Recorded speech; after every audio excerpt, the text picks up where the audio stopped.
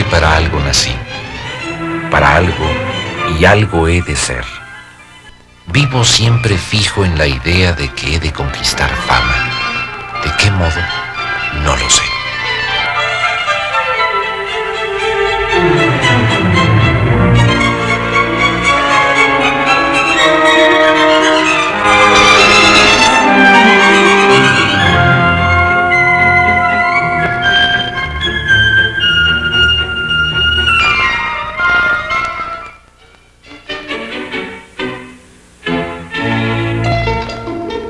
El establecimiento Reunión de Amigos, donde los parroquianos juegan billar, es una tienda de abarrotes que vende algo más valioso: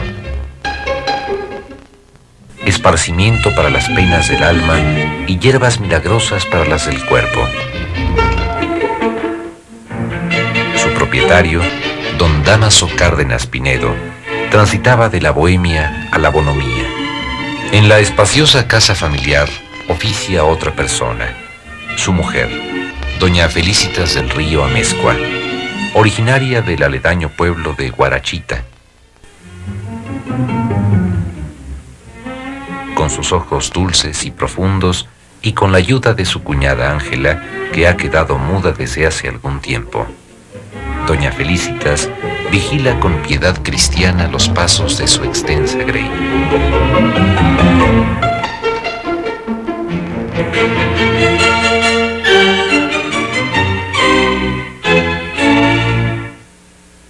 Mientras las mujeres ayudan en el hogar y los más pequeños crecen, el hijo mayor, Lázaro, de apenas 13 años, ha abandonado el 4º grado, la escuela oficial que dirige don Hilario de Jesús Fajardo.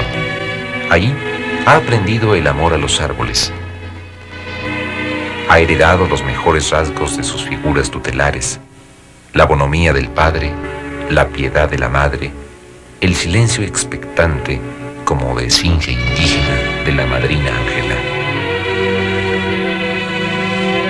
En 1909, el joven Lázaro Cárdenas ingresa como meritorio en la mesa segunda de la Oficina de Rentas de Jiquilpan. Muy pronto completa sus modestos ingresos como aprendiz en la imprenta La Económica. El administrador recordaría años más tarde al muchachito aquel por quien no daba ni cuartilla, siempre callado, serio, atento. No es casual que aquel talante reservado hallase expresión muy temprana en un diario personal al que podría confiar sus vagas sospechas de una futura grandeza. Las primeras notas del diario son de mediados de 1911. Don Dámaso ha clausurado desde 1910 la tertulia y el negocio. Un año después, a los 58 de edad, muere dejando a la familia en una situación que dista mucho de ser desahogada. La parentela de doña Felicitas y algunos buenos amigos, como el señor Mújica de Zamora, se prestan a auxiliarla. Las circunstancias la obligan a coser ajeno, pero en todo momento su apoyo mayor será el adusto Lázaro, a quien los hermanos menores verán desde entonces como un padre.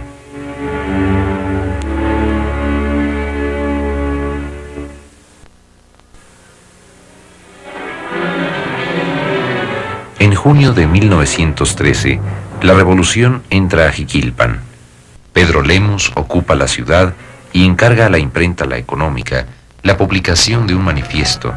Lázaro lo acata. Días más tarde, una columna de rurales repele a Lemus y recupera Jiquilpan. Los huertistas acuden a la imprenta y queman su archivo.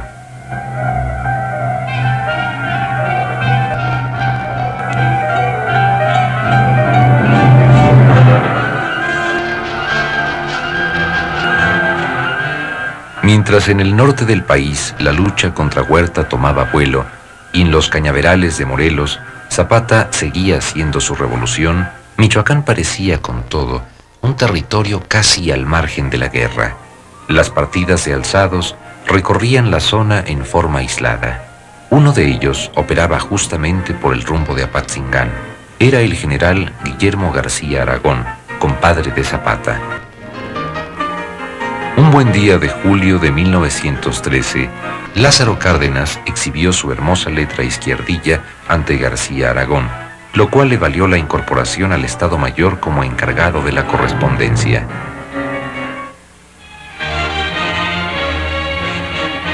Por fin, Lázaro Cárdenas se pliega a su destino, decide integrarse definitivamente a la revolución.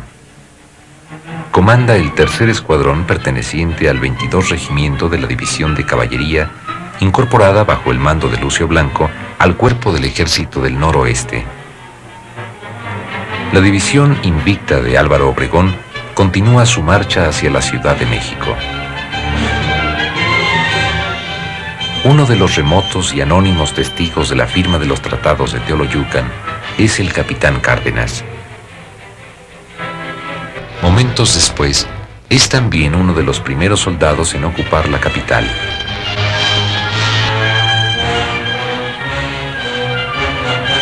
El 19 del mismo mes, le llega un merecido ascenso a mayor. 2 meses después, cuando en el horizonte apunta claramente la guerra civil entre Carranza y la Convención, el mayor Cárdenas, bajo las órdenes de Lucio Blanco, marcha hacia Real del Oro, Acámbaro y Aguascalientes, con destino final en Sonora. Después de llevarlo como testigo y actor por los escenarios y momentos cruciales de la Revolución, el azar deposita a Lázaro Cárdenas en territorio del general Plutarco Elías Calles, cuyas fuerzas tenían asiento en Agua Prieta, Sonora. Una corriente de mutua simpatía recorrió los dos semblantes. El maestro Calles andaba siempre en busca de discípulos. El joven Cárdenas era un militar en busca de un padre.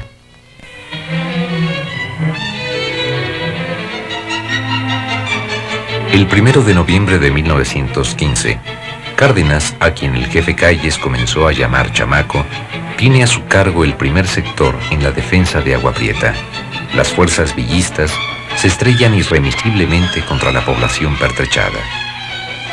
En 1917 se enfrenta a los villistas en Chihuahua y a los yaquis en Sonora. En 1918 combate a los feroces bandidos que asuelan su estado natal. En el trayecto se detiene en Guadalajara solo para encontrar a doña Felicitas moribunda. Tuvo aliento de esperar mi llegada, escribiría en su diario.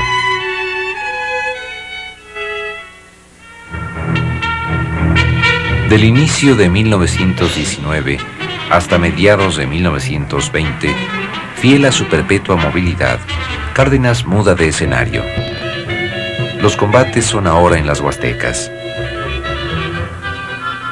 En abril de 1920, el coronel Cárdenas secunda el movimiento de Agua Prieta, encabezado por sus antiguos jefes sonorenses contra Carranza.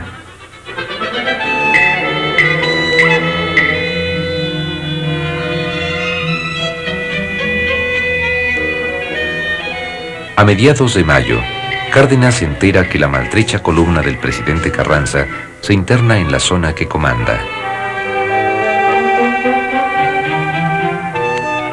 El 20 de mayo, un día antes de cumplir los 25 años, y ya con el grado de general brigadier, marcha hacia la Sierra de Puebla para interceptarla. Su cometido es aprehender al presidente, pero el caudal del río de El Espinal le impide el paso. El general Calles, ministro de Guerra en el gabinete provisional de Adolfo de la Huerta, encomienda a su fiel chamaco acompañar a Herrero hasta la Ciudad de México para rendir testimonio de los sucesos de Tlaxcalaltongo.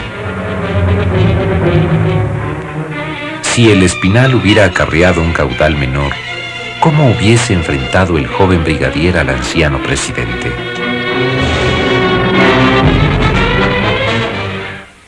11 años mayor que Cárdenas, y nativo de Tinguindín, pueblo vecino a Jiquilpan, Mújica era un hombre de pequeña estatura, pero ágil, nervioso y fuerte. Tenía algo de ardilla en la expresión. Había llegado hasta el nivel de teología en sus estudios como alumno interno en el Seminario Diocesano de Zamora. La revolución le cae de perlas. Es firmante del Plan de Guadalupe. Participa en el primer reparto de tierras ejecutado por Lucio Blanco.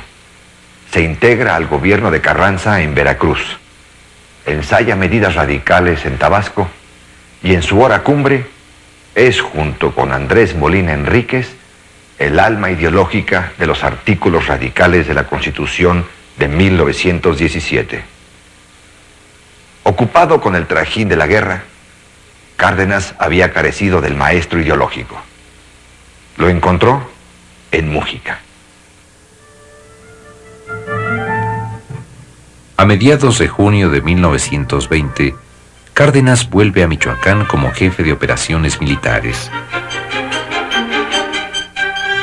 El resto del año se le va a enmediar en los conflictos electorales de su estado. Contienden para la gubernatura varios candidatos, entre los que destaca un antiguo amigo de la familia Cárdenas, el general Francisco J. Múgica. Para 1922, su amigo Múgica ha entrado en conflicto directo con el poder central.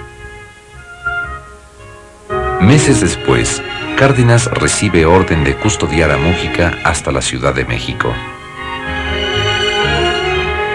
En el trayecto, lo sorprende un telegrama de Obregón. Suyo de hoy. Enterado que el general Francisco J. Múgica fue muerto al pretender ser libertado por sus captores. Era imposible acatar la orden. Cárdenas no se da por enterado y propicia la escapatoria de su amigo.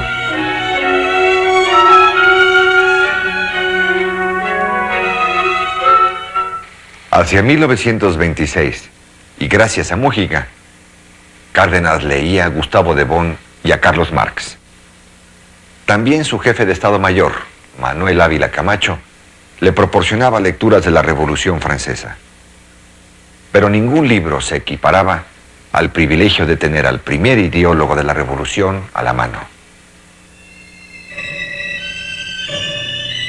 El 1 de marzo de 1925, a sabiendas de que la inminente ley del petróleo provocaría reacciones imprevisibles en las compañías petroleras, el presidente Calles había enviado a Cárdenas como jefe de operaciones militares en las Huastecas y el Istmo, con cuartel general en Villa Cuauhtémoc, Veracruz. Allí permanecería 3 años. Con todo, su aprendizaje mayor en la región no lo debió a la lectura de textos ideológicos ni a la prédica de Múgica, sino a la observación directa del comportamiento de las compañías petroleras.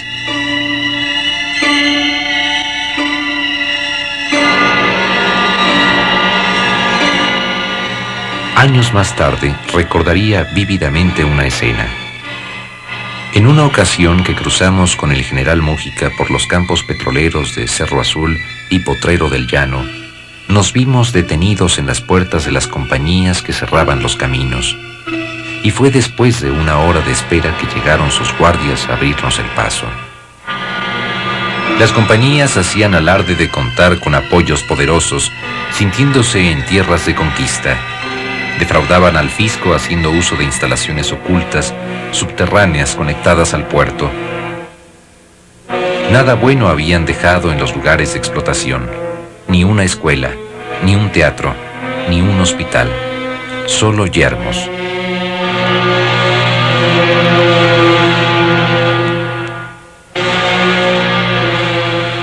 A los pocos días de la llegada de Cárdenas a la zona, habían tratado inútilmente de sobornarlo con $50,000 y un lujoso Packard en la puerta. Cárdenas acariciaba desde entonces la idea de expulsar a las compañías petroleras del suelo mexicano y abolir la existencia de aquel Estado dentro del Estado.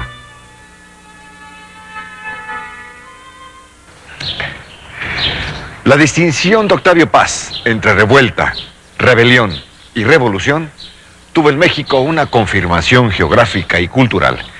El Morelos zapatista aportó la revuelta, la voz del pasado. El norte aportó la rebelión, la voz del futuro. Pero fue en Michoacán, asiento del México viejo, el estado que convirtió la lucha en un cambio brusco y definitivo de los asuntos públicos. Dos michoacanos típicos, un ideólogo y un político, transformaron la revuelta y la rebelión en revolución. Francisco J. Múgica y Lázaro Cárdenas.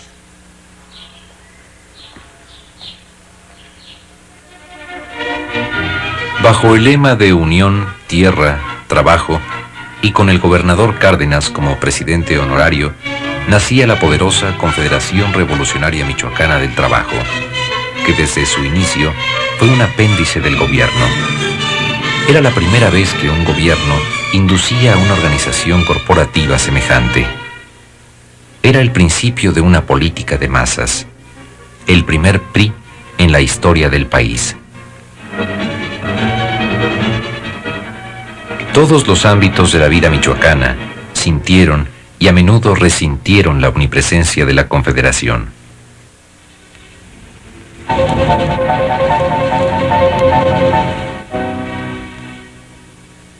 El poder público tenía otro vértice, el gobernador. En Michoacán, Cárdenas comenzó a labrar para sí un prestigio mesiánico.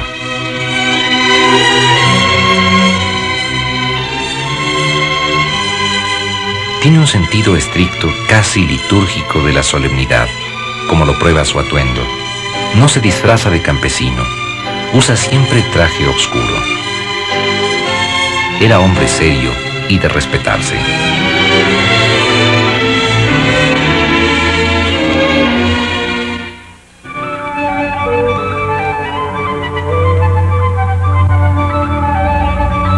¿De dónde ha sacado Cárdenas el sentido paternal y misericordioso del poder? El historiador Luis González piensa que el origen está en su contacto desde tiempos infantiles con los sacerdotes del pueblo. El sacerdote como gestor no solo de la salvación espiritual, sino del bienestar material de la comunidad. Algo tenía Cárdenas que recordaba en cierta forma a los misioneros del siglo XVI. Pero su carácter era menos evangélico y más práctico. Fue entonces, seguramente, cuando los tarascos de vida intacta desde tiempos de Vasco de Quiroga pusieron al gobernador el sobrenombre perfecto, Tata Lázaro. Estrechamente ligado a los dos vértices, el Frente Único de Trabajadores y el Poder Ejecutivo, un tercer vértice completaba el esquema: los maestros. El gobierno, decía Cárdenas, considera como asunto inaplazable orientar precisa y uniformemente la educación pública en consonancia con las necesidades colectivas y a los deberes de solidaridad humana y de clase que se imponen en la etapa actual. Los maestros, en suma, deberían convertirse en agentes del cambio social, portadores de la nueva ideología revolucionaria. La capacitación ideológica de los maestros era un punto clave para el buen éxito de la cruzada. Contra los maestros que no concordaban con la ideología oficial, el gobierno propició la creación de una comisión depuradora y las consecuentes purgas. Sus maestros desfanatizadores resultaron tan fanáticos como los fanáticos, y más violentos. En lo personal, el problema religioso le importaba poco. La táctica de Cárdenas con los cristeros fue, en vez de colgarlos, procurar convencerlos o amnistiarlos. A su cercano lugarteniente, Ernesto Soto Reyes, le confesó alguna vez: la desfanatización no me interesa, lo que me preocupa es la cuestión social. Entre 1917 y 1928, los gobiernos de la Revolución habían entregado en Michoacán 131.283 hectáreas a 124 pueblos. En sus 4 años de gobierno, de 1928 a 1932, Cárdenas rebasó esas cifras. Repartiría 141.663 hectáreas a 181 pueblos. Durante su gestión, expidió una ley de tierras ociosas destinada a aliviar la presión de solicitudes, otra sobre expropiación por causa de utilidad pública y una más sobre contratos de arrendamiento a las comunidades indígenas. Mientras el jefe máximo declaraba en México que el ejido había fracasado, Cárdenas afirmaba: no hay fracaso ejidal, Lo que falta es que los campesinos cuenten con mayores elementos para cultivar la tierra. El ejido será la base de la prosperidad del país. Los primeros en oponerse a la política agraria del gobernador fueron, por supuesto, los hacendados. A la mayoría les faltaba la razón, pero no los recursos. Salvaguarda de tierras fértiles, buenos abogados, guardias blancas, fraccionamientos simulados o preventivos, etc. Tan profunda o más que la de los hacendados fue la oposición generalizada de los sacerdotes. Un caso típico. El padre Trinidad Barragán de Zaguayo suplicó en público a Dios que la tierra se tragara a los agraristas. El caso más dramático para Cárdenas fue el de la enorme hacienda de Guaracha, contra la que habían litigado sus propios antepasados maternos del pueblo de Guarachita. Las primeras solicitudes de tierra en Guaracha las hace un grupo de norteños llegados a la zona a raíz de la crisis del 29. Aunque los peones de Guaracha piden en masa que se castigue a los fuereños solicitantes, que ni siquiera eran agricultores, el 23 de julio de 1931 se publica en el periódico oficial la solicitud de dotación de ejidos a los vecinos de Guaracha. Se aparece en la hacienda el mismísimo gobernador. Alguien recordaba que don Lázaro no quiso probar alimento. Mientras él les hablaba sobre la conveniencia del reparto, advirtiéndoles que de no aceptarlo, tendrían que trabajar como jornaleros para los peones de los alrededores, que ya estaban solicitando tierra. La multitud en los pórticos gritaba: nosotros no queremos tierra, sino culto. Corre la leyenda de que la vida de Cárdenas peligró por un instante. No hay duda de que salió contrariado, pero no derrotado. La demanda de tierras firmada por un puño de agraristas siguió su curso. Antes que el censo oficial comprobara que la abrumadora mayoría de los habitantes de Guaracha se oponían al reparto, la Comisión Agraria había recibido 27 pliegos con 1000 firmas censurando al zapatero Abel Prado, líder de los agraristas, en estos términos: ¿no tenemos derecho a ser escuchados y atendidos? ¿No es la voz del pueblo a quien se debe escuchar? Era la voz del pueblo, pero a juicio de la autoridad, la voz estaba equivocada, o peor aún, manipulada por el capellán y el hacendado. Se oponían al reparto por miedo o por convicción. Lo cierto es que se oponían.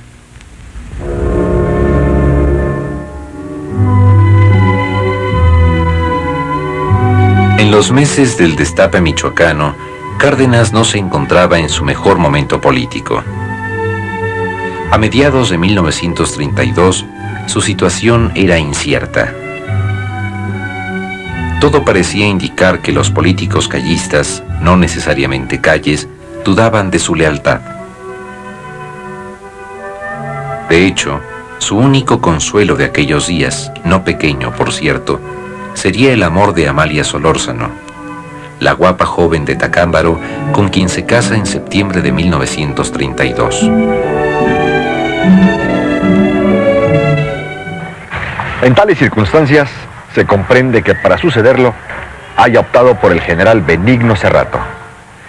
Cerrato no sería su incondicional, pero como antiguo compañero de armas desde 1913, lo sabía honesto y sincero. Tenía además a sus ojos la prenda mayor, era militar. Y si no podía imponer a un cardenista, podía en cambio tratar de imponer al cardenismo. ¿Por qué fue Cárdenas el tapado de Calles? Más allá de todas las especulaciones sobre la influencia de las estructuras políticas, sociales, económicas o astrales en la decisión de Calles, los protagonistas cercanos se explicarían el destape en términos de simple y llano afecto, de confianza simple y llana. Pascual Ortiz Rubio había oído alguna vez en boca del jefe máximo estas palabras: quiero a Cárdenas como a un hijo. Calles no eligió a Cárdenas, le heredó.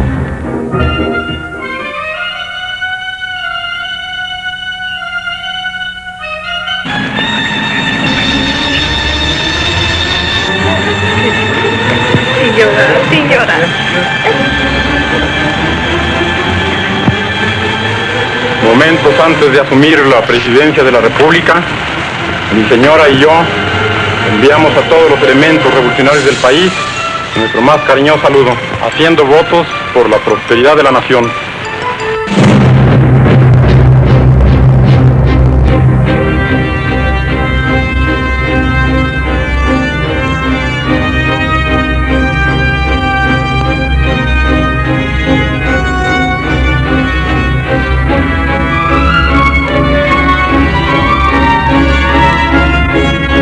Como presagio simbólico de que los tiempos cambiarían, el presidente Lázaro Cárdenas tomó varias pequeñas decisiones iniciales. Dispuso de un hilo telegráfico directo para que el pueblo presentara sus quejas al Ejecutivo. Abrió las puertas del Palacio Nacional a caravanas de indígenas y campesinos para quien quisiera verlo. Mudó la residencia oficial del suntuoso castillo de Chapultepec a la modesta residencia de Los Pinos, bautizada así por su esposa Amalia. Y soltó este comentario a Luis L. León, director del periódico El Nacional.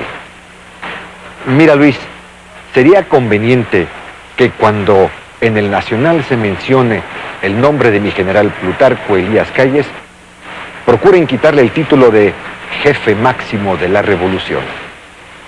Sin embargo, en el gabinete compartían aún puestos los callistas de Hueso Colorado y los fieles cardenistas. Pero la lealtad fundamental que había que asegurar para intentar cambios menos simbólicos era la del ejército. Cárdenas abre un vasto proceso de incorporación de fuerzas resentidas, relegadas, doblegadas por la dinastía sonorense. El grupo Veracruz de carrancistas, Cándido Aguilar, Heriberto Jara, exvillistas como Pánfilo Natera, exzapatistas como Gildardo Magaña y desde luego el gran exiliado en su tierra, Mújica, después de la gran poda de generales sonorenses ejecutada durante la década de los 20 por ellos mismos, quedaban por supuesto muchos generales, pero solo 3 de auténtica consideración: Joaquín Amaro, Juan Andrio Almazán y Saturnino Cedillo. A los 3, Cárdenas los neutraliza. Al franco ascenso de la Confederación General de Obreros y Campesinos de México, capitaneado por el intelectual Vicente Lombardo Toledano, se sumaba el fortalecimiento aún más sólido de la Federación de Trabajadores del Distrito Federal, a cuya cabeza actuaban los famosos 5 lobitos, uno de ellos Fidel Velázquez. Estas organizaciones apoyaron y amagaron con una actividad huelguística sin precedente.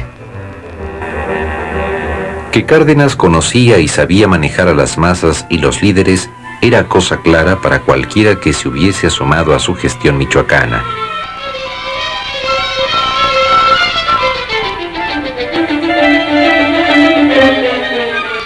El presidente Cárdenas quería atraer a Calles a la capital. Por fin, el 2 de mayo, Calles y Cárdenas se abrazan en Balbuena. Por un tiempo, todo es cordialidad.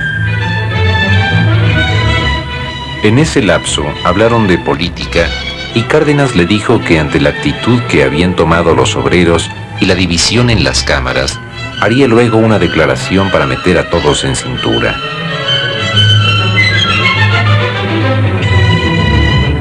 Calles le sugirió: durante su campaña electoral, la bandera que enarboló fue la obrerista, y no conviene que haga usted esas declaraciones. Permita usted que yo las haga. Calles declara, debido a la agitación de las organizaciones obreras, vamos para atrás. Cárdenas se toma 2 largos días para contestar. Es seguro que observa las reacciones de simpatía hacia Calles. En el instante justo rompe. De él no se predicaría el chiste sobre Ortiz Rubio. Aquí vive el presidente, pero el que manda vive enfrente. En un santiamén, las masas obreras salían a la calle pidiendo la cabeza de Calles.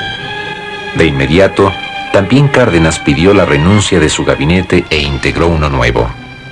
De golpe y porrazo se había desembarazado de Calles y todos los callistas. El 9 de abril de 1936, Cárdenas envía a Calles al exilio. El acto recibió un apoyo entusiasta. Con su magistral operación quirúrgica y con la ayuda de un Calles enfermo, cansado y debilitado políticamente, Cárdenas había depuesto para siempre al poder encima del trono. Lo había hecho además no a la manera sonorense, por y con sus pistolas, sino a la suave manera michoacana, sin atentar contra la vida, sino contra la libertad de residencia, que es un poco distinto. El cambio propició otros muchos cambios. Fin a la hegemonía militar, fin a las querellas de bloques en cámaras, centralización política en manos del Ejecutivo, domesticación de todos los otros poderes, ascenso de la política de masas y de un Estado corporativo que ya se apuntaba en la gestión de Cárdenas en Michoacán.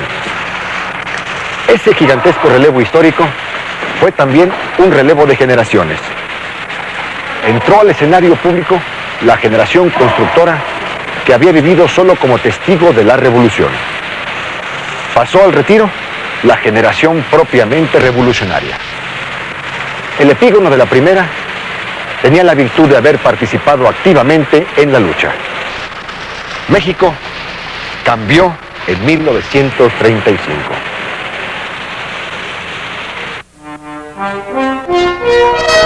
A partir de 1936, podía dedicar sus energías a apoyar paralelamente sus dos ideales, el Frente Único del Trabajo y el reparto de la tierra. Se crea el Frente Único del Trabajo que tanto había pregonado, la CTM. Al consolidar la nueva organización, Cárdenas la utilizó en algunos casos como brazo político y sindical en la promoción de su siguiente objetivo, la reforma agraria integral.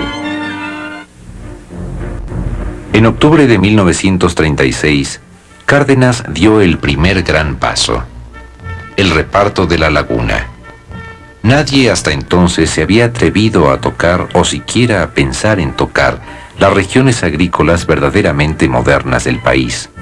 El emporio algodonero de la laguna sería el botón de muestra. Las 220,000 hectáreas irrigables pertenecían a un grupo no muy numeroso de grandes y medianos latifundistas. Solo los fuertes capitales podían arriesgarse a plantar sin cosechar. De ahí que los latifundistas viesen siempre con recelo el proyecto oficial de construir la presa El Palmito. Temían, con razón, que al regular y asegurar el suministro de agua, el gobierno los expropiara. Un buen día de aquel otoño del 36, llegó a la comarca lagunera este famoso tren olivo del presidente. Los latifundistas querían negociar su apoyo financiero para la construcción de la presa a cambio de evitar cualquier reparto. Plenos de confianza, disponen para el presidente un gran comilón. Mientras las nubes se apilan presagiando un chubasco, el presidente los hace esperar.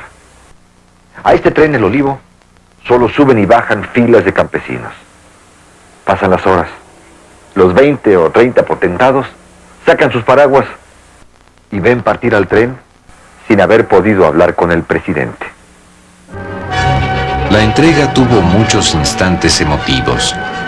El 10 de noviembre, Cárdenas exclama: todo aquel que haya trabajado la tierra en base a salario, venga a contar con su sitio en el ejido.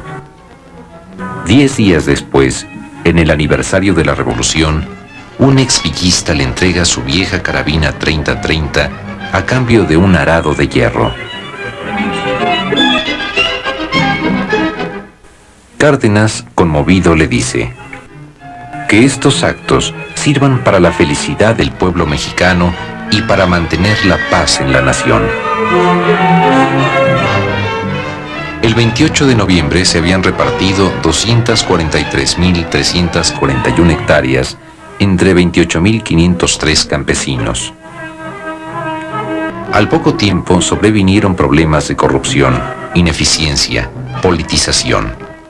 Con todo, en la laguna se habían puesto las bases de un desarrollo más firme. Había un alto grado de mecanización, un aumento general de prestaciones a cargo del Estado, medicina, agua, servicios, higiene, reparto modesto de utilidades, incremento en la superficie regada por los ejidatarios, nuevas sociedades, nuevos créditos, nueva y mayor población.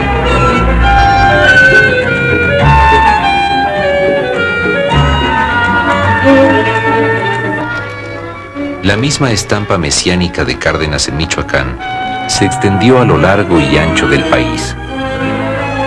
Eran idénticos el afecto, la compasión, el contacto personal, la suave cordialidad, el modo de apelar a las emociones, el gusto por los hechos concretos, la solemnidad y sobre todo la capacidad de escuchar.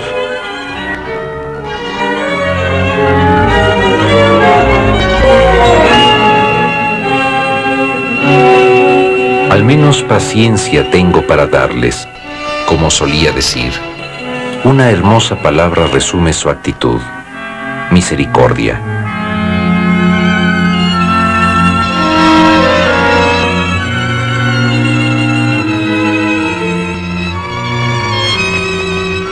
Aquel reparto, más que de riqueza, aquel reparto de tierra, fue un reparto de dignidad.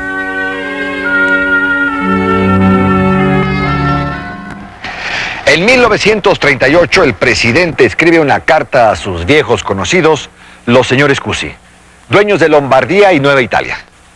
Reconoce que han sido buenos hacendados, pero les advierte la inminencia del reparto.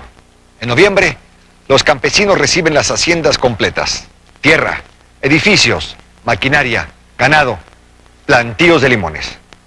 Esta vez no se podía fallar. Era la hacienda sin hacendados. En pocos experimentos puso Cárdenas una mayor fe personal. Alguna vez Cárdenas lloró al ver de frente los resultados. Eran pobres desde el mirador de sus sueños originales. No alcanzó la justicia social ni la igualdad, pero logró cosas distintas. Atrajo emigrantes, introdujo servicios de salud, riego, educación y algo todavía más preciado en la tierra caliente: libertad. Ser libres, hacer lo que se nos pega la gana, levantarnos temprano o no, poner un año un puesto de cacahuates y atenderlo, o ir a andar, rentar nuestras parcelas si se nos antoja, y cuando la situación llegue a estar fea, trabajar en la jornada de nuestras parcelas o en las ajenas. Todo eso es muy cosa nuestra y a nadie incumbe.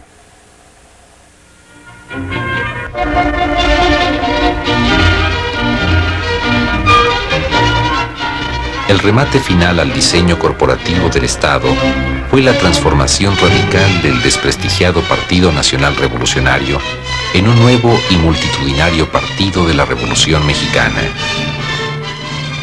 Desde su entrada al poder, Cárdenas propició cambios en el instituto que conocía como la palma de su mano. Poco tiempo después, bajo el lema "Por una democracia de los trabajadores", nacía el Partido de la Revolución Mexicana, con sus 4 sectores: el obrero, el agrario, el popular y el militar. En la médula del nuevo proyecto estaba el credo colectivista de Cárdenas.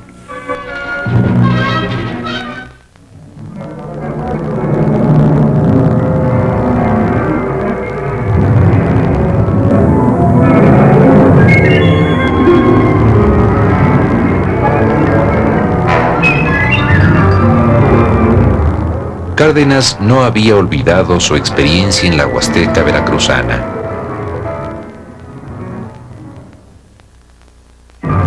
Los petroleros eran un estado dentro del Estado mexicano. En 1936 se publica la Ley de Expropiación por causa de utilidad pública. A mediados de año, los 18,000 obreros del Sindicato de Trabajadores Petroleros de la República Mexicana emplazan con éxito a las compañías para la firma del primer contrato colectivo de trabajo. A mediados de 1937, apunta de nueva cuenta un problema laboral. La Junta de Conciliación y Arbitraje declara que entre las empresas y el sindicato existe un conflicto económico, por lo que, de acuerdo al derecho laboral, se designa una junta de peritos dictaminadores. Bajo la dirección de Efraín Buenrostro, Mariano Moctezuma y Jesús Silva Herzog, los peritos emiten finalmente un documento de 2.700 cuartillas. Las compañías no se enfrentaban ya al sindicato o a la CTM, sino al gobierno. Era el desenlace natural de aquel peritaje. Entre agosto y octubre de 1937 se suceden varias entrevistas entre el presidente y los petroleros. La reacción del presidente no fue clara. Escuchó, ofreció mediar. En cambio, la respuesta de la Standard Oil en noviembre fue del todo clara. No podemos pagar y no pagaremos. Su cálculo era simple. El gobierno no se atrevería a ir más lejos. El 18 de diciembre, la Junta emite su fallo. Las compañías deberían cubrir 26 millones de pesos a los obreros y emplear 1.100 empleados de confianza. Las compañías reclaman denegación de justicia. El 29 solicitan el amparo a la Suprema Corte de Justicia. El 1 de marzo de 1938, la Corte falla contra las compañías. La fecha límite para el pago de los 26 millones sería el 7 de marzo. Todo se precipita. El día 15, la Junta apremia a las compañías el cumplimiento. El 16 las declara en rebeldía. El representante de las compañías comenta: no se atreverán a expropiarnos. Todavía el 18 de marzo hay una junta con el presidente en la que las compañías aceptan el pago de 26 millones, pero objetan otras prestaciones. Demasiado tarde. Ese mismo día, el presidente Lázaro Cárdenas anuncia el decreto expropiatorio.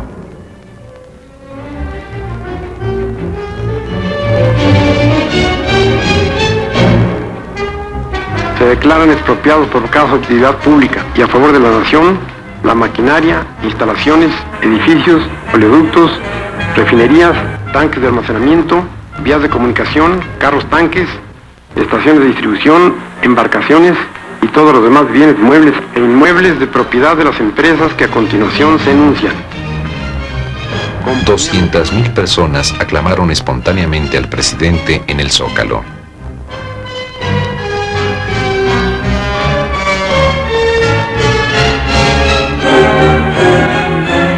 Serían legendarias las colas de gente de todas las clases sociales que en Bellas Artes contribuían al pago de la deuda con lo poco o mucho que tenían: joyas o guajolotes.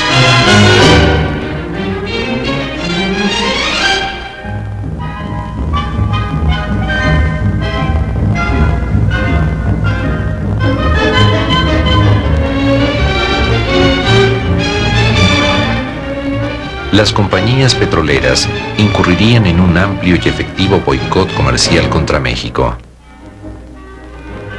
El gobierno inglés puso al mexicano una nota denigrante que provocó la suspensión de relaciones.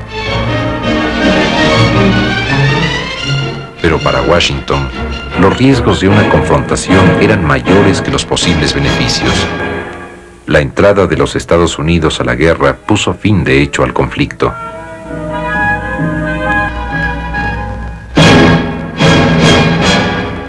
México fue más México a partir de ese momento.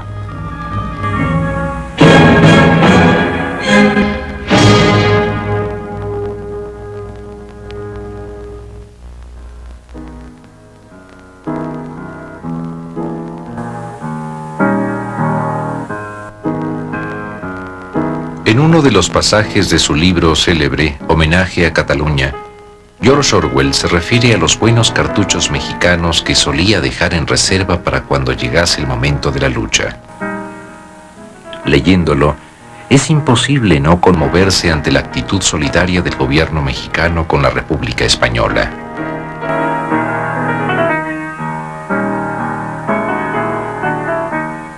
Su ayuda se traduciría en hechos, no solo en palabras. El 7 de junio de 1937, llegan a México un grupo de niños huérfanos de la guerra. 2 años más tarde, desembarcan 30.000 republicanos.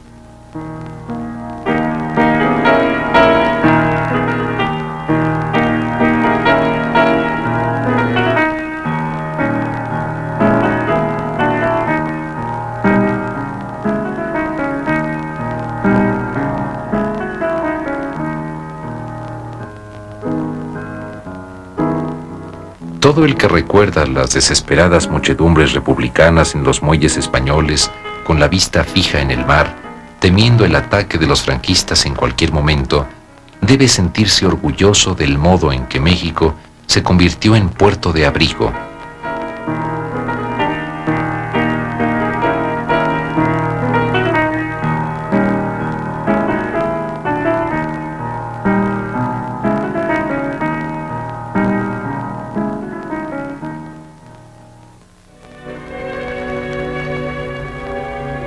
Por eso fue tan significativo el asilo a León Trotsky, el profeta desterrado a quien ningún país quería acoger.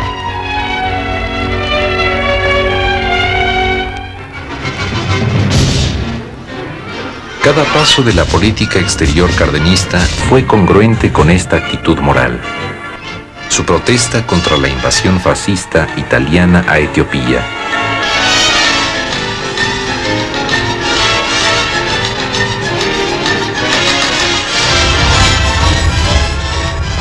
la orden a la delegación permanente de México en la Sociedad de Naciones para tomar en Ginebra la defensa de los judíos perseguidos por los nazis.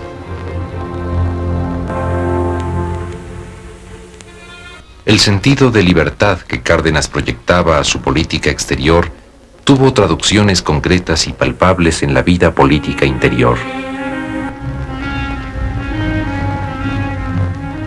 Quiso que su sexenio fuese muy distinto al de los sonorenses, manchados de sangre. Lo logró. Los observadores notaban un cambio en el Cárdenas posterior a la expropiación petrolera con respecto al de los primeros años. La clave ahora era construir. Cárdenas echa a andar el proyecto de industrialización nacional. La cronología de las instituciones que creó y de las leyes que promulgó indica también un tránsito de lo campirano a lo urbano, de la impartición de justicia a la creación de riqueza. Cárdenas fue un gran constructor de instituciones.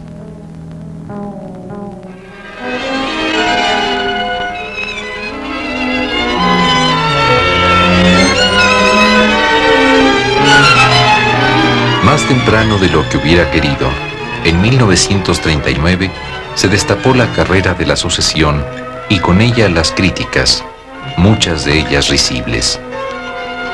La carrera se había iniciado con un tumulto de presidenciables.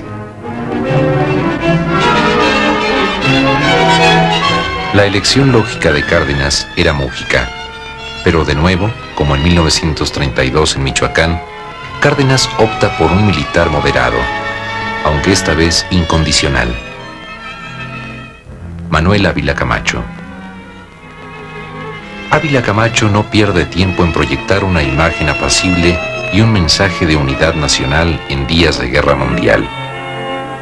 El Partido de la Revolución Mexicana promete a la nación entera que a la conclusión de la lucha electoral no habrá ganadores ni perdedores, sino mexicanos, todos de la misma familia. Del lado opuesto solo queda un gallo, pero de espolones, Almazán. La popularidad de Almazán era evidente, pero la flamante maquinaria del PRM no iba a perder sus primeras elecciones. En comicios que distaron de ser democráticos, triunfó el candidato oficial. Al dejar la presidencia, Cárdenas escribió en sus apuntes: me esforcé por servir a mi país y con mayor empeño al pueblo necesitado. Cancelé muchos privilegios y distribuí en buena parte la riqueza que estaba en pocas manos. Palabra por palabra, Lázaro Cárdenas decía la verdad. Lázaro Cárdenas sobrevivió 30 años al fin de su gestión presidencial. Cárdenas nunca dejó de actuar de una forma u otra en la vida política. Pero su obra mayor, en aquellas 3 décadas finales, no fue política sino moral. Día tras día, año tras año, Cárdenas recorrió la vasta zona del Tepalcatepec y el Balsas, desde la Tierra Caliente michoacana hasta las pobres serranías de la Mixteca. Su actividad casi misionera es incesante. En cada pueblo, en cada ranchería, dicta acuerdos, discute proyectos, abre caminos, presas, escuelas. Cárdenas escucha, siempre escucha. Por eso tengo las orejas grandes, solía decir. Había que llevar a sus límites humanos la misericordia, a sabiendas del cáncer terminal que lo llevaría a la muerte.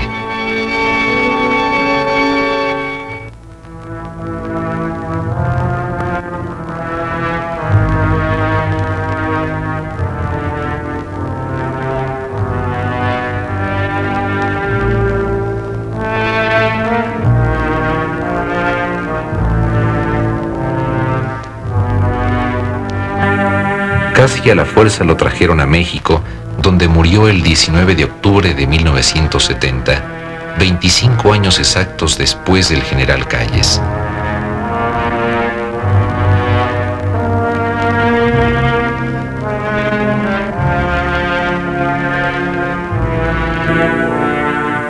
Se cuenta que al morir Cárdenas, en varios pueblos tarascos se llevaron a cabo ritos mágicos y ceremoniales en un intento por hacer que reviviera el llorado protector. De hecho, los tarascos ya han canonizado a Cárdenas.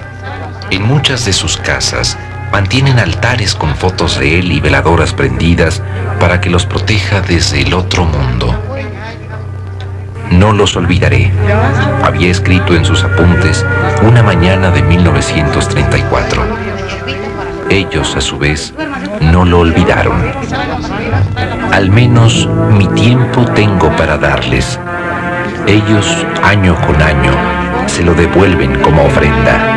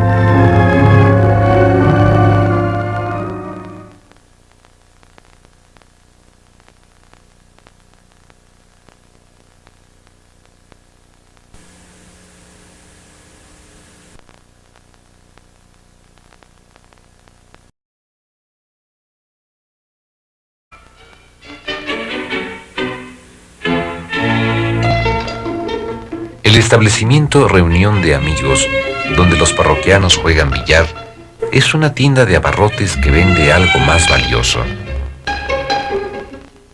esparcimiento para las penas del alma y hierbas milagrosas para las del cuerpo. Su propietario, don Dámaso Cárdenas Pinedo, transitaba de la bohemia a la bonomía. En la espaciosa casa familiar oficia otra persona, su mujer, doña Felicitas del Río Amezcua, originaria del aledaño pueblo de Guarachita. Con sus ojos dulces y profundos, y con la ayuda de su cuñada Ángela, que ha quedado muda desde hace algún tiempo, doña Felicitas vigila con piedad cristiana los pasos de su extensa grey.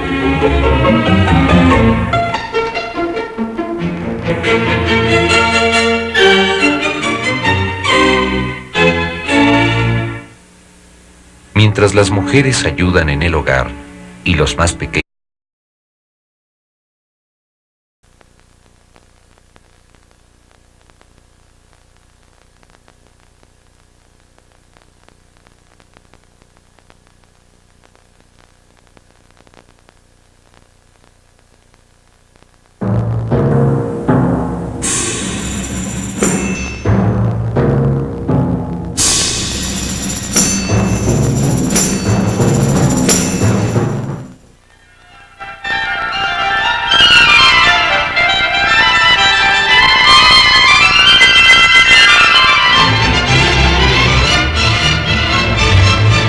Creo que para algo nací, para algo y algo he de ser.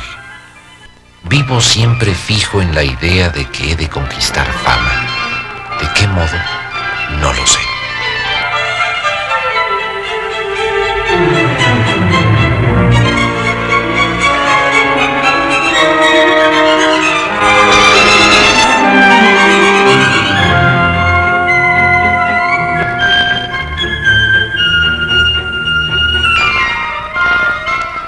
Crecen, el hijo mayor, Lázaro, de apenas 13 años, ha abandonado el 4º grado, la escuela oficial que dirige don Hilario de Jesús Fajardo.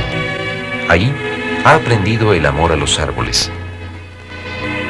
Ha heredado los mejores rasgos de sus figuras tutelares: la bonomía del padre, la piedad de la madre, el silencio expectante, como de esfinge indígena, de la madrina Ángela. En 1909, el joven Lázaro Cárdenas ingresa como meritorio en la mesa segunda de la oficina de rentas de Jiquilpan. Muy pronto completa sus modestos ingresos como aprendiz en la imprenta La Económica. El administrador recordaría años más tarde al muchachito aquel por quien no daba ni cuartilla, siempre callado, serio, atento. No es casual que aquel talante reservado hallase expresión muy temprana en un diario personal al que podría confiar sus vagas sospechas de una futura grandeza. Las primeras notas del diario son de mediados de 1911. Don Dámaso ha clausurado desde 1910 la tertulia y el negocio. Un año después, a los 58 de edad, muere dejando a la familia en una situación que dista mucho de ser desahogada. La parentela de doña Felicitas y algunos buenos amigos como el señor Mújica de Zamora se prestan a auxiliarla. Las circunstancias la obligan a coser ajeno, pero en todo momento su apoyo mayor será el adusto Lázaro, a quien los hermanos menores verán desde entonces como un padre.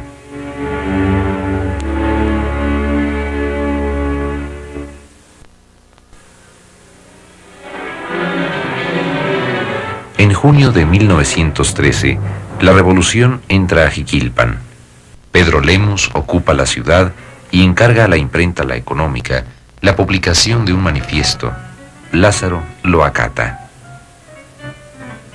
Días más tarde, una columna de rurales repele a Lemus y recupera Jiquilpan. Los huertistas acuden a la imprenta y queman su archivo.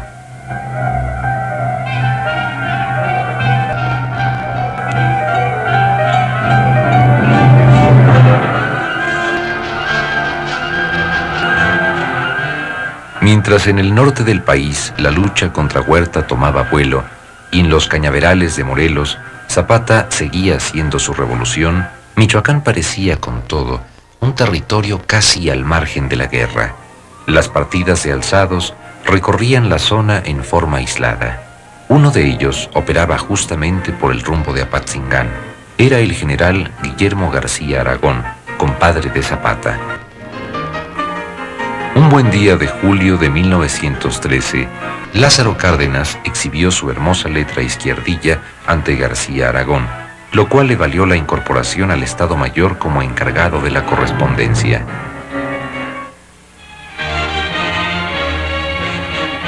Por fin, Lázaro Cárdenas se pliega a su destino, decide integrarse definitivamente a la revolución.